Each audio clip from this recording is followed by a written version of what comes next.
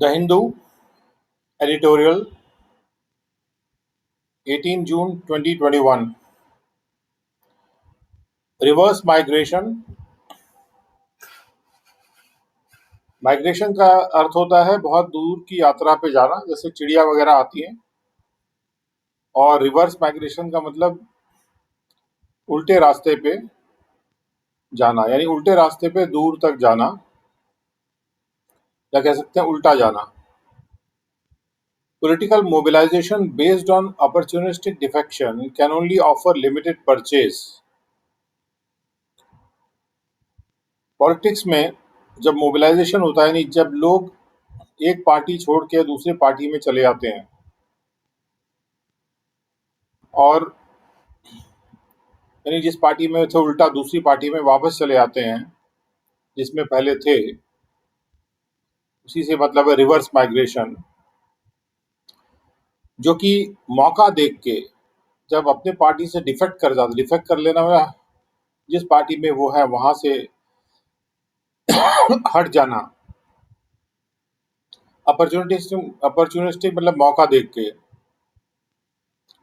के जो opportunistic defection होता है,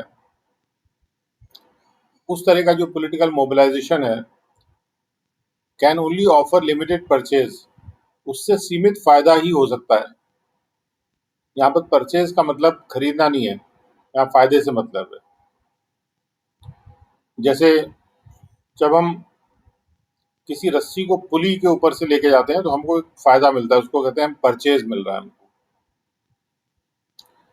leaders switching parties and parties recruiting turncoats are not unheard of in Indian politics.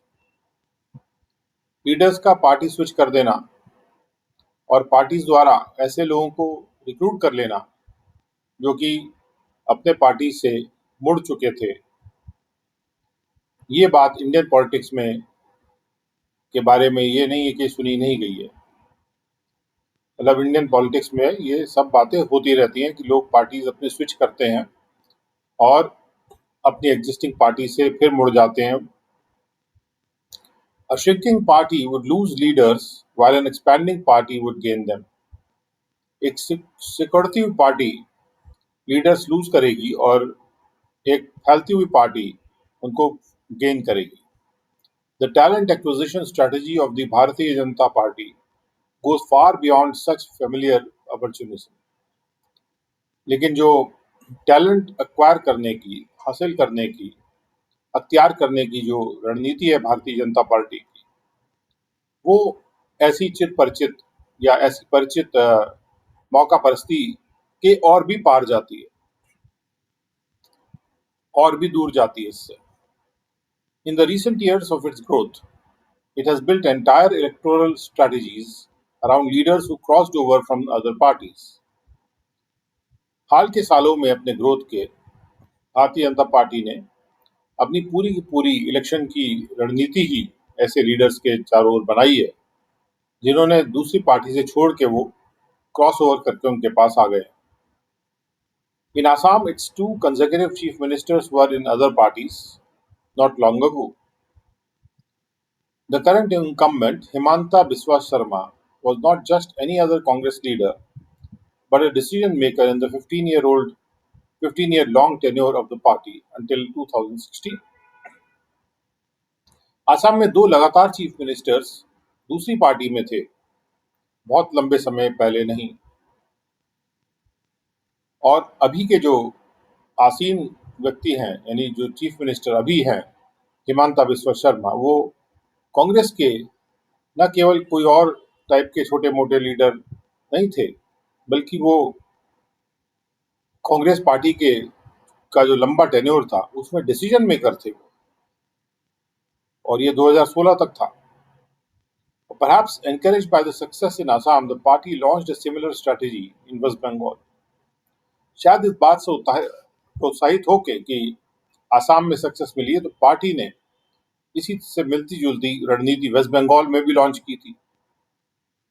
It recruited dozens of leaders from other parties, particularly the Trinamool Congress. उन्होंने कई दर्जनों leader दूसरी पार्टियों से रिक्रूट किए थे, और खास तौर पे तृणमूल कांग्रेस से। Not surprisingly, a good number of the leaders who crossed over to the BJP due to its lure or fear of the central agencies, investigation scams, and irregularities are now flocking back to the TMC. और ये बात चकित कर देने वाली नहीं है कि काफी अच्छी मात्रा में जो लीडर्स थे जो कि बीजेपी को क्रॉस ओवर करके चले गए थे, उस आकर्षण के कारण या उस डर के कारण कि सेंट्रल एजेंसीज उनको इन्वेस्टिगेट करेंगी और अनियमितताओं को वो का अन्वेषण करेंगी, they are now flocking back to the TMC. अब वो झुंड बना के वापस टीएमसी आ रहे हैं। Even as it continued to induct defectors from the Congress and the Telangana Rashtra Samiti this week, Mukul Roy left the BJP to return to the comfort of his old party. जैसे ये party defectors को शामिल करती जा रही थी कांग्रेस से और तेलंगाना राष्ट्रीय समिति से इस हफ्ते में,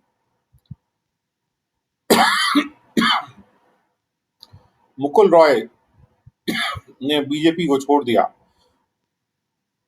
और वो अपने पार्टी के कंफर्ट में वापस आ गए, जो कि टीएमसी है। सेवरल अदर्स में फॉलो सूट, कई दूसरे भी हो सकता है उन्हीं का अनुसरण करें। The TMC itself is a haven of defectors. Dozens of leaders from the Congress and the left front have joined it since it won power in 2011. TMC स्वयं भी डिफेक्टर्स का एक हेवन है और कई दर्जनों लीडर कांग्रेस से और लेफ्ट फ्रंट से उसको ज्वाइन कर लिया है जब से उसने पावर जीता है 2011 में।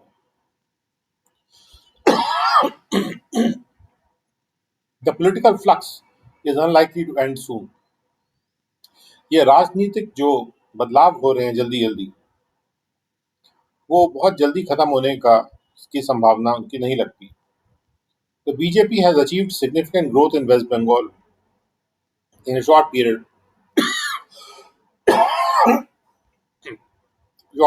span of time.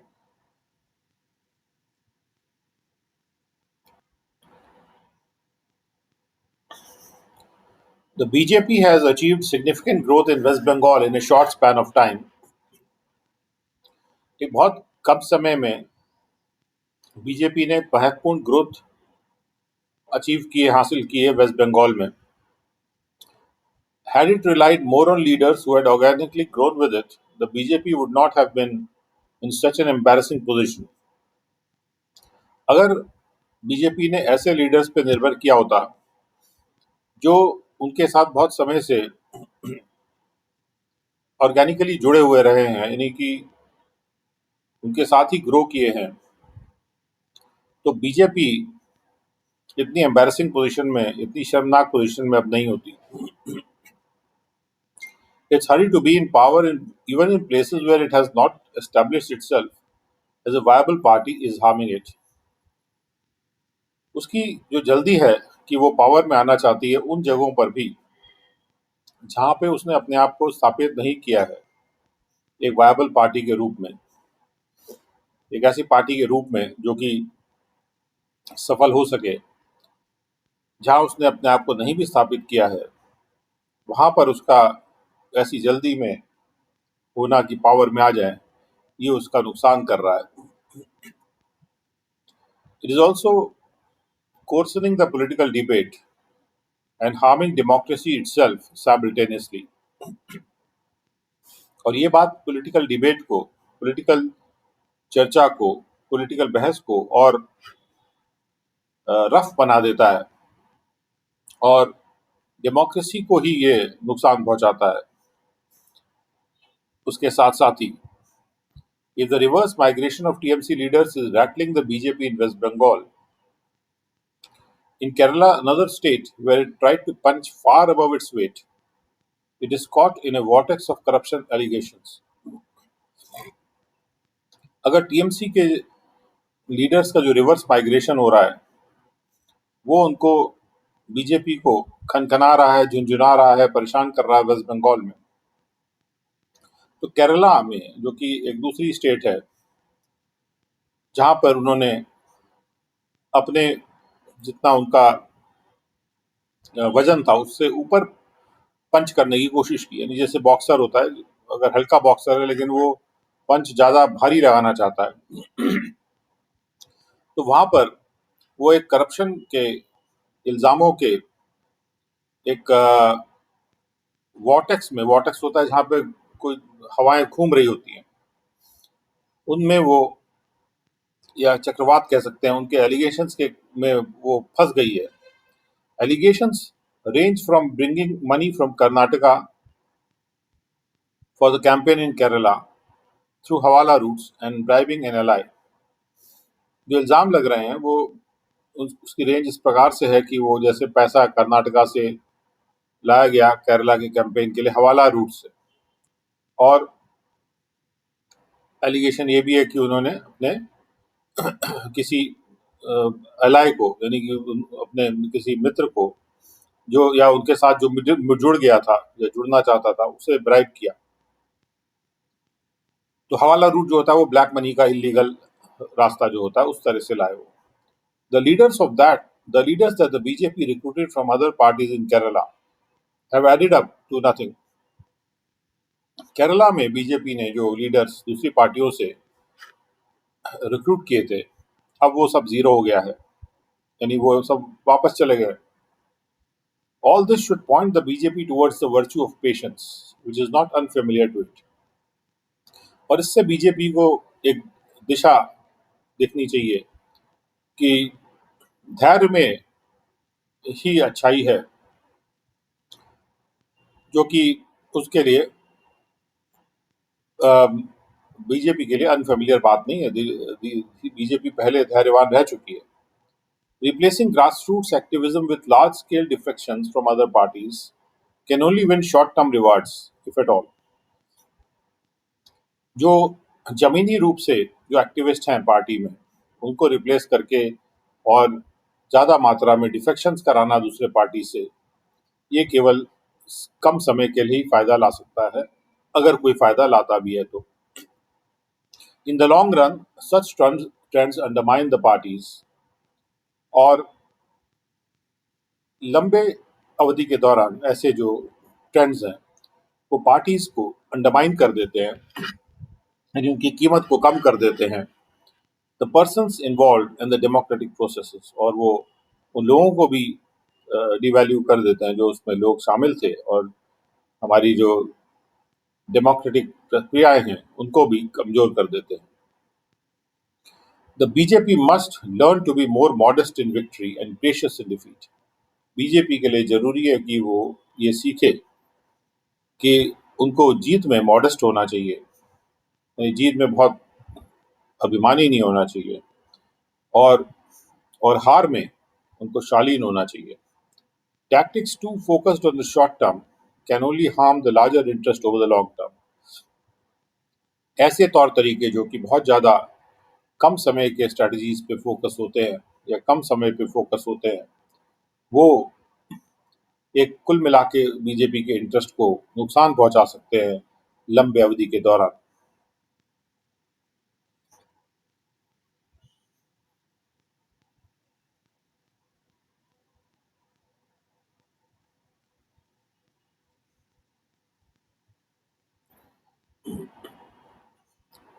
Second editorial, old and slow, India and New Zealand are vying for the latest ICC trophy in the game's original format। Bharat और न्यूजीलैंड प्रतिस्पर्धा कर रहे हैं, बिल्कुल जो एकदम नई आईसीसी ट्रॉफी शुरू हुई है इस गेम के ओरिजिनल फॉर्मेट में, वो प्रतिस्पर्धा कर रहे हैं। तो क्रिकेट की बात हो रही है। Ever since Australia and England played the first ever test at Melbourne in March 1877, cricket's longest format has constantly evolved। जब से ऑस्ट्रेलिया और इंग्लैंड ने अपना सबसे पहला टेस्ट खेला था ऑस्ट्रेलिया में मेलबर्न में, जो कि मार्च 1877 में खेला था, तो क्रिकेट का जो सबसे लंबा फॉर्मेट है वो लगातार बदला है, इवॉल्व हुआ है। समय के अनुसार जब कोई चीज बदलती है तो हम कहते हैं इवॉल्व होना। लंबा फॉर्मेट यानी जैसे जो टेस्ट क्रिकेट खेला जाता है, पहले 5 दिन का जो खेला जाता था, वो सबसे लंबा फॉर्मेट होता था। Timeless tests were dispensed with, and rest days within a game were discarded, while faster siblings, one-day internationals and 2020s emerged. बेसमय वाले जो टेस्ट होते थे पहले, उनको हटा दिया गया, और जो रेस्ट डेज होते हैं गेम के अंदर, उनको भी दूर कर दिया गया। जबकि इन्हीं के जो और तेज चलने वाले भाई बहन हैं, यानी कि जो वनडे इंटरनेशनल हैं या जो 2020s हैं, वो उठे। As the abridged variants attracted fans and commerce, tests of recent vintage also embraced the day and night spectacle. जैसे ये जो जो छोटे कर दिए गए जो वेरिएंट थे, तो जैसे 5 दिन का टेस्ट है, या हमेशा चलने वाला जो टेस्ट मैच होता था कि जब तक 2 इनिंग खत्म नहीं होगी चलता ही रहेगा। उसके मुकाबले में जब ये एब्रिज वर्जन आए, एब्रिज वेरिएंट आए, तो इन्होंने फैंस को और वाणिज्य को भी अट्रैक्ट किया। जो पैसा था, जो लोग पैसा लगा रहे थे टेस्ट मैचेस में, वो लोग भी अब 2020 और वनडे इंटरनेशनल में लगाने लगे। जो हाल के जो टेस्ट हैं, रिसेंट विंटेज, यानी अभी जो टेस्ट जैसे इवॉल्व हुए हैं, उन्होंने डे और नाइट के स्पेक्टिकल को भी एम्ब्रेस किया कि जो टेस्ट मैच है वो दिन में भी होगा, रात में भी होगा। Through these changes, nations have tested themselves in bilateral series, with the Ashes and India-Pakistan clashes having stronger brand equity. इन बदलावों के साथ जो देश हैं, उन्होंने अपने आप को टेस्ट किया है आपस में खेल के बायलैटरल सीरीज में, जैसे एशेज के साथ, एशेज जो ट्रॉफी होती है, और इंडिया पाकिस्तान का जो क्लैश होता है, वो भी, ये जो दो टाइप के क्लैशेज हैं, एशेज और इंडिया पाकिस्तान के जो भिड़ंत होती है, उनकी ब्रांड इक्विटी स्ट्रांग है, यानी कि उनका ज्यादा मतलब फैशन में है, ज्यादा लोग चाहते हैं उनको देखना या उनको एंजॉय करना। Yet there was a demand for context, a yearning that these languid affairs, with breaks for lunch and tea over 5 days, coalesce into something more significant. फिर भी एक डिमांड थी कि संदर्भ के अनुसार चला जाए, और एक अंदर से इच्छा थी, यर्निंग थी, कि ये जो धीरे धीरे चलने वाले मामले हैं, जिसमें कि लंच और ट्री का भी ब्रेक होता रहता है और 5 दिन चलते रहते हैं, ये आपस में मिल के कुछ और महत्वपूर्ण चीज बन जाए, इस तरह की डिमांड थी। Limited overs cricket had World Cup, but in tests, it was all about annual rankings. Limited overs का जो क्रिकेट है, उसमें वर्ल्ड कप खेले जाते थे, लेकिन टेस्ट में बस ये होता था कि एनुअल रैंकिंग कितनी है,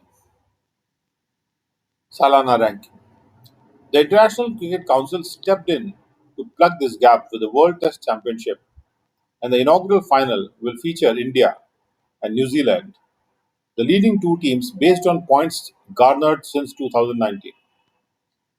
जो आईसीसी है वो स्टेप इन करके आई और उन्होंने इस गैप को प्लग किया, जिसमें कि जो WTC वर्ल्ड टेस्ट चैंपियनशिप है, उसको वो लेके आए, और जो इनॉग्रल फाइनल जो होगा, यानी शुरुआत में जो खेला जाएगा इनॉग्रल फाइनल, उसमें फीचर करेंगे, यानी कि उसमें होंगे इंडिया और न्यूजीलैंड, जो लीडिंग दो टीमें हैं,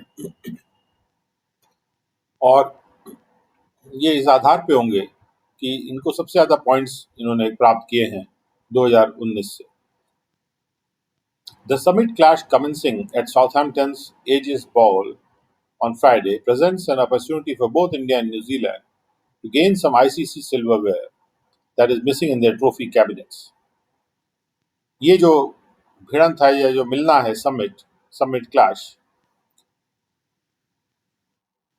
वो जो शुरू हो रहा है साउथहैम्पटन, जो कि न्यूजीलैंड में है, वहाँ के एजीएस बाउल जो कि स्टेडियम है, फ्राइडे को, वो एक मौका प्रस्तुत कर रहा है दोनों के लिए, भारत और न्यूजीलैंड के लिए, कि वो आईसीसी का कोई सिल्वर में ट्रॉफी बनी होती है, तो सिल्वर का सामान प्राप्त कर लें, यानी वो जीत जाएंगे तो उनको ट्रॉफी मिल जाएगी, जो कि उनके ट्रॉफी कैबिनेट्स में अभी मिस हो रहा है। The respective countries have suffered a title drought, with New Zealand winning the ICC knockout tournament, as the Champions Trophy was known then, back in 2000, while India claimed the ICC Champions Trophy in 2013. जो ये देश हैं India और New Zealand respective countries, और इन्होंने एक title drought सफर किया है, इनको टाइटल नहीं मिले हैं, बहुत समय से सूखा चल रहा है टाइटलों का, मतलब जो जीत नहीं पाए हैं ट्रॉफी, जिसमें कि न्यूजीलैंड ने आईसीसी नॉकआउट टूर्नामेंट जीता था, जिसको कि पहले उस वक्त जब जीता था तो तब उससे चैंपियंस ट्रॉफी कहलाता था, और वो 2000 में जीता था, जबकि भारत ने आईसीसी चैंपियंस ट्रॉफी को 2013 में जीता था। तो उसके बाद एक ड्राउट सा रहा है। Previously Virat Kohli's and Kane Williamson's men had riveting jousts, though it was the New Zealanders who mostly emerged on top. पहले होता था कि विराट कोहली के जो खिलाड़ी हैं और जो केन विलियमसन जो कि कप्तान है न्यूजीलैंड के, उनके जो खिलाड़ी हैं, उनके जो उनके जो आपस में गुत्थम गुत्था होते थे, जाउस्ट होते थे, उसमें लोग आके टिका के देखते थे, रिवेटिंग जाउस्ट होते थे। हालांकि न्यूजीलैंडर्स ही ज्यादातर उसमें ऊपर आते थे जीत के। India lost the 2019 world cup semifinal at Manchester, and last year in New Zealand won the T20s and then succumbed in the ODIs in the tests. Bharat ने 2019 का वर्ल्ड कप सेमीफाइनल जीता था मैनचेस्टर में, और पिछले साल न्यूजीलैंड में, और उसके बाद उन्होंने न्यूजीलैंड में T20 जीते थे, और उसके बाद वो वनडे इंटरनेशनल्स और टेस्ट में वो हार गए थे। A neutral venue can negate home advantage, but New Zealand may feel more comfortable while taking into account the playing surface and the prevailing weather. अब जो खेल होने वाला है वो न्यूट्रल वेन्यू है, जहाँ पर ना वो न्यूजीलैंड में है ना फिर इंडिया में है, तो वो होम एडवांटेज को नेगेटिव कर सकता है, लेकिन हो सकता है न्यूजीलैंड और ज़्यादा कंफर्टेबल महसूस करे अगर हम इस बात को मद्देनजर रखें कि जो प्लेइंग सरफेस है वहाँ पे वो किस तरह की है। तो उसमें हो सकता है कि प्लेइंग सरफेस ऐसी जो न्यूजीलैंड वालों को सपोर्ट करे, और जो वहाँ मौजूद वेदर है वो भी हो सकता है न्यूजीलैंड वालों को सपोर्ट करे, तो इसलिए वो हो सकता है कंफर्टेबल ज़्यादा होंगे। However, India has the confidence gleaned from winning in Australia while also getting the better of England when Joe Root's men came visiting. लेकिन बहरहाल भारत के पास ये कॉन्फिडेंस है जो उन्होंने चुन के प्राप्त किया है, जो ऑस्ट्रेलिया में वो जीते थे, यानी विदेश में भी जाके वो जीते हैं, ऑस्ट्रेलिया में जीते हैं, और जबकि उन्होंने इंग्लैंड को हरा दिया था जब जो रूट के मैन इंडिया भारत में विजिट करने के लिए आए थे, खेलने के लिए। तो जो रूट जो कि इंग्लैंड के कप्तान है। Meanwhile, true to its giant slayer tag, New Zealand edged past England with a 1-0 victory verdict in the two-test series over the last fortnight. और इसी बीच में बहुत बड़े बड़े दानवों को हराने वाला जो टैग न्यूजीलैंड के पास है, उसके अनुसार ही न्यूजीलैंड ने इंग्लैंड को हरा दिया 1-0 वर्डिक्ट के साथ, 1-0 जो रिजल्ट था उसके साथ इन दो टेस्ट की जो सीरीज थी पिछले ही फोर्टनाइट में, पिछले 15 दिनों में ऐसा हुआ है। Williamson and company have been in cricket's birthplace for a longer time with additional matches under their belt, while India has the solace of intra-squad warm-up games.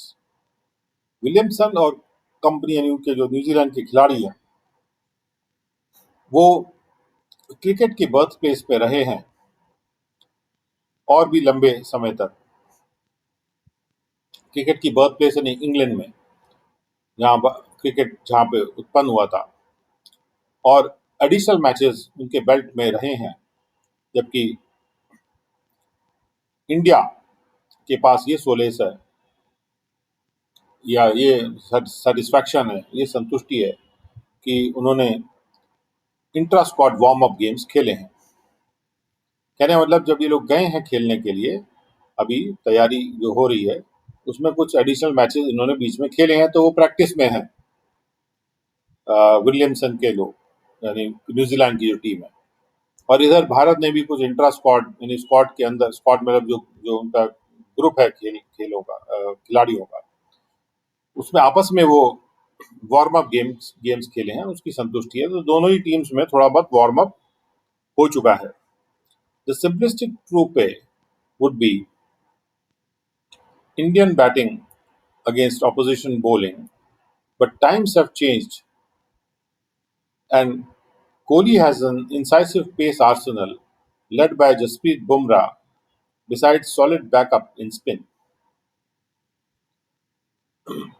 तो एक अगर बहुत साधारण तरीके से सोचा जाए तो बेहतर तो ये होता है कि जब इंडिया बैट करती है और ऑपोजिशन बॉल करती है, क्योंकि भारत की शायद बॉलिंग उतनी अच्छी नहीं थी। लेकिन समय बदल गया है और कोहली के पास एक बहुत ही काटने वाला पेस आर्सनल है। आर्सनल मतलब जो जहाँ पे एम्यूनिशन रखा होता है। तो यहाँ पे बॉलर्स की बात हो रही है कि जो तेज बॉल फेंकते हैं, पेस करते हैं, तो वो इंसाइसिव पर्सनल है आर्सनल, जिसके लीडर हैं जसप्रीत बुमराह। और इसके अलावा उनके पास काफी सॉलिड स्पिन में भी उनके पास बैकअप है कि अगर पेस वाले जो बॉलर्स हैं फेल हो जाते हैं तो स्पिन भी काम कर सकता है पीछे से। The teams seem equal and the provision for an extra sixth day should come in handy as rains are forecast. ऐसा प्रतीत होता है टीम्स जो है बिल्कुल बराबरी की हैं, और एक एक्स्ट्रा सिक्स्थ डे का भी प्रोविजन रखा गया है, प्रावधान रखा गया है। तो इसका फायदा हो सकता है क्योंकि रेन्स की फोरकास्टिंग हो रही है। If there is a draw और अ टाई, अगर या तो ड्रॉ हो जाता है या बराबरी हो जाती है, the championship will be shared which is ideal. तो चैंपियनशिप शेयर हो जाएगी, और जो कि आदर्श बात है। As in their unique ways India and New Zealand have repeatedly proved their mettle, क्योंकि अपने अपने अद्वितीय तरीकों से दोनों ही भारत और न्यूजीलैंड ने बार बार अपने बलबूते को साबित किया है, अपनी काबिलियत को साबित किया है।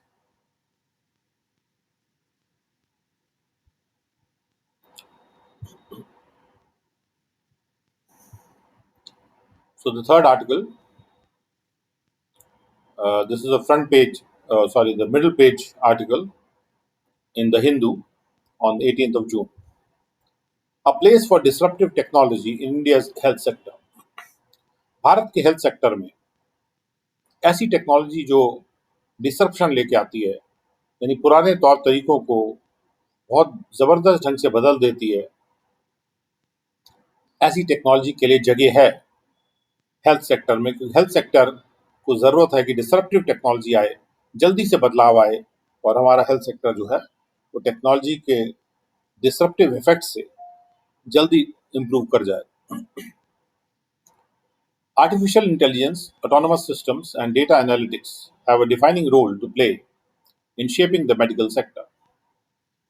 आर्टिफिशियल इंटेलिजेंस का रोल, ऑटोनोमस सिस्टम्स ऐसे सिस्टम जो कि इंडिपेंडेंटली काम कर सकते हैं जैसे रोबोट्स होते हैं, और डेटा एनालिटिक्स, इन तीन चीजों का एक डिफाइनिंग रोल है, एक निश्चित रोल है कि प्ले कर सकते हैं भारत के मेडिकल सेक्टर को शेप करने में।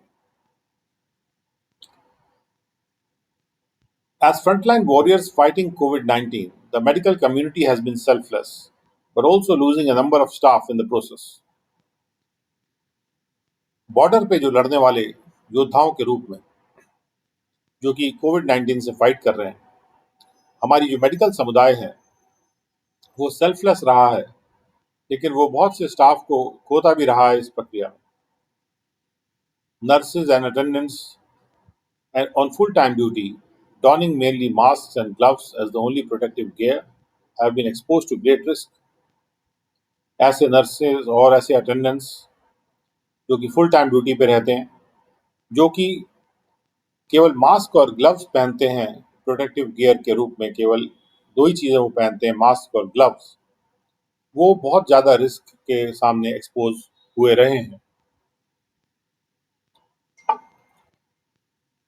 It is in such a situation that the relevance of disruptive technology and its applications come into focus, potentially helping to reduce the chances of hospital staff contacting the infection.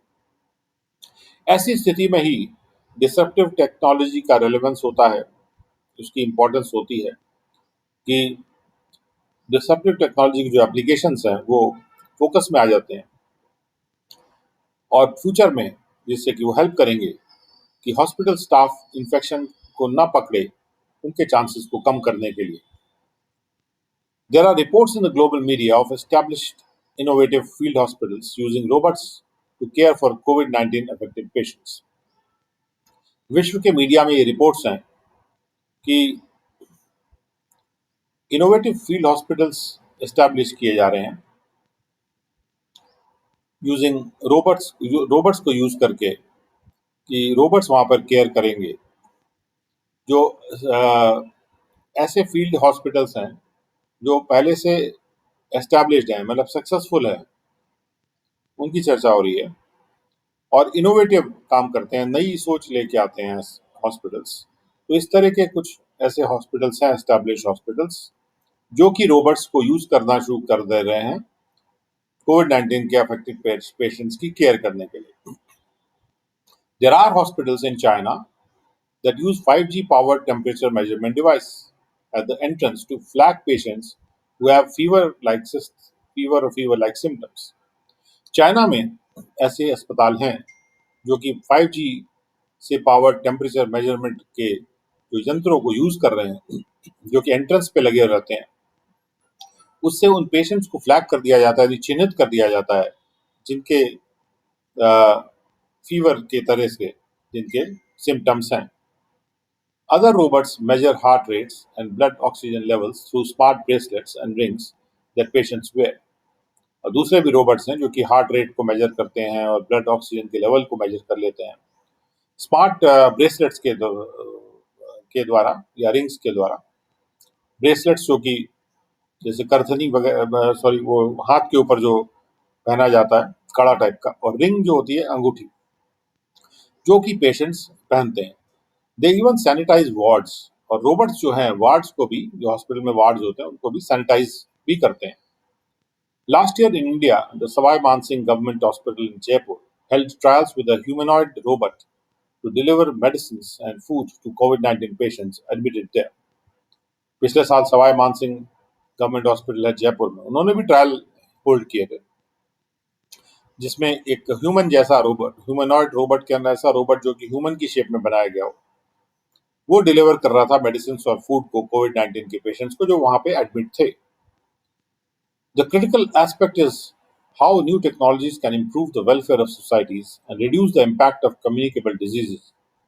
Spotlighting the importance of technologies such as artificial intelligence, autonomous systems, blockchain, cloud and quantum computing, data analytics, 5G, blockchain technology, 5G.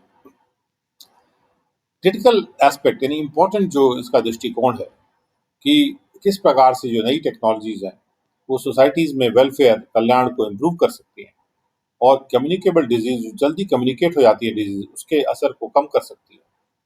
और उससे ऐसी technology spotlight हो गई हैं जैसे कि artificial intelligence, autonomous systems, blockchain, cloud और quantum computing और डेटा एनालिटिक्स और 5G. जो blockchain technology can help in addressing the interoperability challenges that health information and technology systems face. Blockchain technology मदद कर सकती है ऐसे चुनौतियों को का सामना करने में, उनको एड्रेस करने में, जो इंटरऑपरेबिलिटी चैलेंजेस हैं, जब सिस्टम्स आपस में एक दूसरे से इंटरेक्ट करके ऑपरेट करेंगे, तो जहां पर हेल्थ इंफॉर्मेशन और टेक्नोलॉजी के सिस्टम्स जो हैं वो इंटरऑपरेबिलिटी चैलेंजेस फेस करते हैं कि जो हमारे इंफॉर्मेशन सिस्टम्स है, टेक्नोलॉजी सिस्टम्स हैं, वो आपस में ऑपरेट नहीं कर पाते हैं तमाम प्रॉब्लम्स की वजह से। तो इस प्रॉब्लम को ब्लॉकचेन टेक्नोलॉजी दूर कर सकती है। The health blockchain would contain a complete index history of all medical data, including formal medical records and health data from mobile applications and wearable sensors. जैसे हेल्थ की जो ब्लॉकचेन होगा उसमें पूरी तरह से इंडेक्स करके पूरी हिस्ट्री होगी सारे मेडिकल डेटा की, जिसमें कि औपचारिक जो मेडिकल रिकॉर्ड्स हैं, यानी सरकार के पास जो मेडिकल रिकॉर्ड्स हैं या औपचारिक रूप से जो सेव किए गए हैं सिस्टम्स में, वो सब सम्मिलित हो जाएंगे और हेल्थ डेटा भी उसमें रहेगा जो मोबाइल एप्लीकेशन से भी आता है और जो सेंसर्स लोग वेयर करते हैं अपने हाथ पैरों में, वहाँ से भी डेटा आएगा। तो इस तरह का सारा डेटा जो है वो ब्लॉकचेन टेक्नोलॉजी के माध्यम से एक जगह एकत्रित किया जा सकता है। This can also be stored in a secure network and authenticated besides helping in seamless medical attention। और इस डेटा को एक सुरक्षित नेटवर्क में स्टोर किया जा सकता है, उसको सत्यापित किया जा सकता है और उस पे लगातार मेडिकल अटेंशन मिल जाए, इसमें वो हेल्प कर सकता है कि जब हम कोई चीज़ काम करना चाहें तो डेटा तुरंत हमारे पास सारे स्रोत से एक जगह उपलब्ध हो ब्लॉकचेन टेक्नोलॉजी के माध्यम से, तो रुके ना हमारा काम, सीमलेस रहे। Big data analytics can help improve patient-based services tremendously, such as early disease detection। इसी तरह से बिग डेटा एनालिटिक्स वाली जो टेक्नोलॉजी है, बड़े डेटा का जो विश्लेषण करती है, वो मदद कर सकती है कि हम पेशेंट बेस्ड सर्विसेज को जबरदस्त ढंग से इम्प्रूव करें, जैसे कि डिजीज को अर्ली डिटेक्ट करना। Even hospital health care facilities can be improved to a great extent. Hospital की जो हेल्थ केयर फैसिलिटीज हैं उनको भी काफ़ी हद तक इम्प्रूव किया जा सकता है। Artificial intelligence and the Internet of Medical Things, or IoMT, which is defined as connected infrastructure of medical devices, software applications, and health systems and services, are shaping healthcare applications। Artificial intelligence और internet of medical things की जितनी भी medical चीज़ें होंगी, infrastructure होंगे, सबके अंदर छोटा छोटा सॉफ्टवेयर रहेगा और वो इंटरनेट से आपस में कनेक्टेड रहेंगे। और इस तरह के जो हेल्थ सिस्टम और सर्विसेज हैं वो हेल्थ केयर में जो भी हम सुविधाएं दे रहे हैं उनको शेप करेंगे। Medical autonomous systems can also improve health delivery to a great extent, and their applications are focused on supporting medical care delivery in dispersed and complex environments with the help of futuristic technologies। इसी तरह से medical autonomous system ज़्यादातर robot से related है। ऐसे system जिनको कोई मदद की जरूरत नहीं होती, खुद ही स्वचालित होते हैं, वो हेल्थ डिलीवरी को इम्प्रूव कर सकते हैं काफ़ी हद तक। और उनके जो फायदे हैं, उनके जो भी इस्तेमाल हैं, वो फोकस होते हैं कि मेडिकल केयर डिलीवरी को सपोर्ट करने में और ऐसे एनवायरनमेंट्स में जो कि एक जगह नहीं होते, इधर उधर डिस्पर्स्ड होते हैं, फैले होते हैं, और या फिर जटिल एनवायरनमेंट्स होते हैं। और ये फ्यूचरिस्टिक टेक्नोलॉजी से हो सकता है, ऐसी टेक्नोलॉजी जो कि आज नहीं भी है लेकिन फ्यूचर में वो आ जाएंगी, या ऐसी टेक्नोलॉजी जो कि फ्यूचर को भी सपोर्ट करती है, फ्यूचर में भी हमें सपोर्ट करेंगी। This system may also include autonomous critical care autonomous intubation, autonomous cricothyrotomy, and other autonomous interventional procedures। और ये जो सिस्टम है, जो ऑटोनोमस सिस्टम है, उसमें ऑटोनोमस क्रिटिकल केयर सिस्टम शामिल हो सकते हैं। क्रिटिकल केयर मतलब कोई जैसी इमरजेंसी होती है उस टाइम जो काम करना होता है। ऑटोनोमस इंट्यूबेशन, इसी तरह से कोई ट्यूब का इंसर्शन करना है बॉडी में तो उसको इंट्यूबेशन बोलते हैं, तो वो भी रोबोट्स इंट्यूबेशन कर सकते हैं। जैसे जैसे नर्सेज वगैरह करती हैं, तो रोबोट है उसने अपना तैयार कर दिया पूरा सिस्टम, जिससे कि डॉक्टर फिर ऑपरेट कर सकता है। और autonomous cricothyrotomy, this has to be, we have to check it out कि ये भी एक तरह का इंटरवेंशन प्रोसीजर है कोई, जो कोई ऑटोनोमसली हो सकता है। और दूसरे ऑटोनोमस इंटरवेंशनल प्रोसीजर्स, इसी तरह के दूसरे जो इंटरवेंशनल प्रोसीजर्स का मतलब होता है ऐसे प्रोसीजर्स जो कि हस्तक्षेप करते हैं, यानी कि जिसमें बॉडी में कोई चीज़ प्रवेश कर रही है या मतलब बॉडी के दूर से नहीं काम हो रहा है, उसमें इंटरवीन करना पड़ रहा है, और इस तरह के जो प्रोसीजर्स हैं वहाँ पे रोबोट्स काम कर सकते हैं। Cloud computing is another application facilitating collaboration and data exchanges between doctors, departments, and even institutions and medical providers to enable best treatment.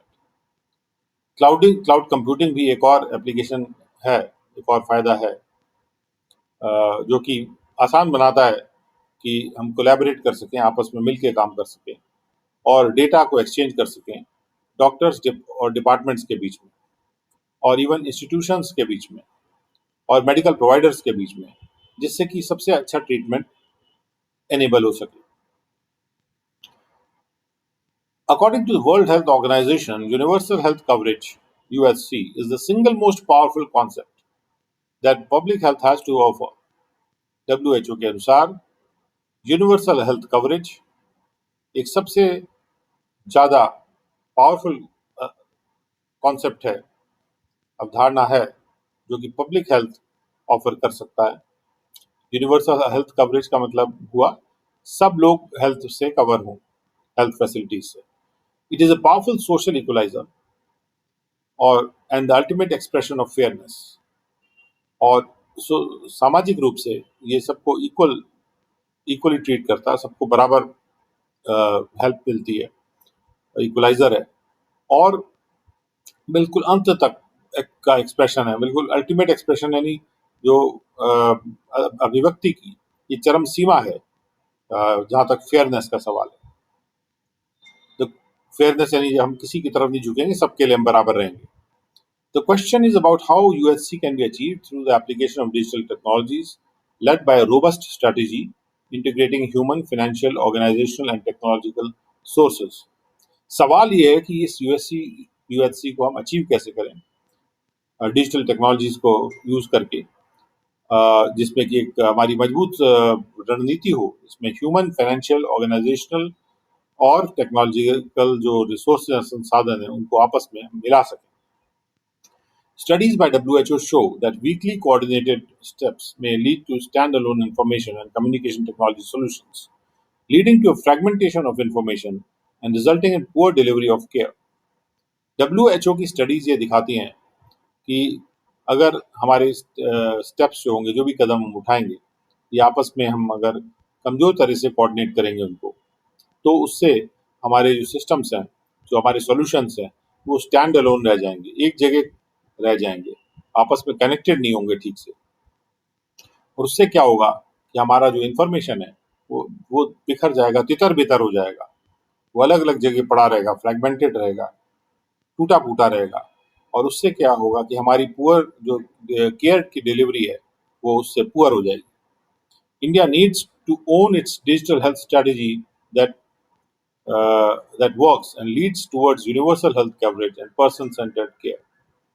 India भी को भी जरूरत है अपने खुद की, कि वो अपने खुद की डिजिटल हेल्थ स्ट्रेटेजी बनाए और जो कि काम करे और हम सबको यूनिवर्सल हेल्थ कवरेज की तरफ ले जाए और पर्सन सेंटर, पर्सन के प्रति केंद्रित केयर की तरफ ले जाए. Such a strategy should emphasize the ethical appropriateness of digital technologies, cross the digital divide and ensure inclusion across the economy. और ऐसी जो रणनीति है उसको इस बात पे जोर देना चाहिए कि डिजिटल टेक्नोलॉजीज अप्रोप्रिएट हैं एथिकल पॉइंट ऑफ व्यू से, कि भाई डिजिटल टेक्नोलॉजी को यूज होना चाहिए, नहीं होना चाहिए, इस पॉइंट ऑफ व्यू से ये उपयुक्त हैं. और डिजिटल जो डिवाइड है उसको क्रॉस करके पार जाना चाहिए. डिजिटल चीज़ों को पूरा तरह से अपने आप में समाना चाहिए और ये कोशिश ये सुनिश्चित करना चाहिए कि इंक्लूजन हो अक्रॉस द इकोनॉमी, यानी कि सब लोग उसमें शामिल हो जाएं, सबके लिए ये अवेलेबल हो जाए, कोई रहे ना बाकी. Ayushman Bharat and tools such as information and communication technology could be fine-tuned with this strategy to promote ways to protect populations. Ayushman Bharat को और आईसीटी टूल्स को फाइन ट्यून किया जा सकता है, थोड़ा एडजस्ट किया जा सकता है, थोड़ा ठीक किया जा सकता है इस रणनीति के द्वारा, और जिससे कि हमारी पॉपुलेशन प्रोटेक्ट होने में प्रमोशन मिलेगा, उनको फायदा मिलेगा. Online consultation through video conferencing should be a key part of such a strategy, especially in times when there is transmission of communicable diseases. Online consultation जो होता है जिसमें डॉक्टर्स ऑनलाइन कंसल्ट करते हैं, राय देते हैं, राय मशवरा देते हैं, और ये वीडियो कॉन्फ्रेंसिंग से होना एक मुख्य पार्ट होना चाहिए ऐसी स्ट्रेटजी का, खास तौर पे ऐसे समय में जब कम्युनिकेबल डिजीज का ट्रांसमिशन हो रहा है. In addition to effective national policies and robust health systems, an effective national response must also draw upon local knowledge. और इसके अलावा जो इफेक्टिव नेशनल पॉलिसीज हैं उनके अलावा और रोबस्ट हेल्थ सिस्टम्स के अलावा जो हमारे मजबूत हेल्थ सिस्टम्स के अलावा एक इफेक्टिव राष्ट्रीय रिस्पांस होना चाहिए. और वो लोकल जो राष्ट्रीय रिस्पांस है उसको लोकल नॉलेज पे भी को भी खींच के लाना चाहिए. जरूरी नहीं केवल डिजिटल टेक्नोलॉजी, लोकल नॉलेज जो है उसको भी खींच के लाना चाहिए. Community nurses, doctors, health workers in developing countries do act as frontline sentinels. जो कम्युनिटी नर्सेज हैं, डॉक्टर्स हैं, हेल्थ वर्कर्स हैं डेवलपिंग कंट्रीज में, वो बॉर्डर पे, फ्रंट लाइन पे हमें प्रोटेक्ट करने का काम करते हैं. सेंटिनल्स वो होते हैं जो प्रहरी. An example is the Ebola virus outbreak in Africa, where communities proactively helped curtail the spread much before government health systems arrived. Ebola virus outbreak Africa में एक और उदाहरण है जहां पर जो समुदाय हैं उन्होंने प्रोएक्टिवली हेल्प किया था कि वो रोके इस वायरस के स्प्रेड को गवर्नमेंट हेल्थ टीम्स के आने से बहुत पहले. Another example is from Indonesia, where the experience of backyard poultry farmers was used to tackle bird flu. एक और एग्जाम्पल इंडोनेशिया का भी है जहाँ पे जो अहाते में पोल्ट्री फार्मर्स काम करते हैं उनके एक्सपीरियंस को यूज किया गया बर्ड फ्लू को टैकल करने के लिए. Primary health centers in India could examine local traditional knowledge and experience and then use it along with the modern technology. जो हमारे प्राइमरी हेल्थ सेंटर्स हैं वो लोकल जो नॉलेज है लोगों को और जो ट्रेडिशनल परंपरागत नॉलेज है और एक्सपीरियंस है उसको वो एग्जामिन कर सकते हैं, उसका परीक्षण कर सकते हैं और फिर उसका यूज कर सकते हैं और साथ में वो मॉडर्न टेक्नोलॉजी को भी यूज कर सकते हैं. In the developing world, and this includes India, initial efforts in this direction should involve synchronization and integration, developing a template for sharing data, and re-engineering many of the institutional and structural arrangements in the medical sector. Developing दुनिया में जिसमें कि भारत भी शामिल है, शुरू के जो एफर्ट्स हैं इस डायरेक्शन में उनको उसमें ये शामिल होना चाहिए कि हम चीज़ों का आपस में मिला के चलें और आपस में जोड़ें, सिंक्रोनाइजेशन मिला के चलें, इंटीग्रेशन जोड़ें और एक तरीके बनाएं. डेवलपिंग ए टेम्पलेट यानी एक तरीके, ऐसे तरीके डेवलप करें जिससे कि डेटा शेयर हो सके एंड बहुत से जो संस्थागत और स्ट्रक्चरल अरेंजमेंट्स हैं मेडिकल सेक्टर में उनको फिर से इंजीनियर करें, ना दोबारा ठीक करके बनाएं. Big data applications in the health sector should help hospitals provide the best facilities and at less cost, provide a level playing field for all sectors, and foster competition. Big data वाले जो इस्तेमाल हैं technology के, big data analytics वगैरह जो health sector में वो help कर सकते हैं हॉस्पिटल्स का कि वो सबसे अच्छी फैसिलिटीज प्रोवाइड करें हॉस्पिटल्स और कम कॉस्ट पर प्रोवाइड करें और सभी सेक्टर्स के लिए एक लेवल प्लेइंग फील्ड हो.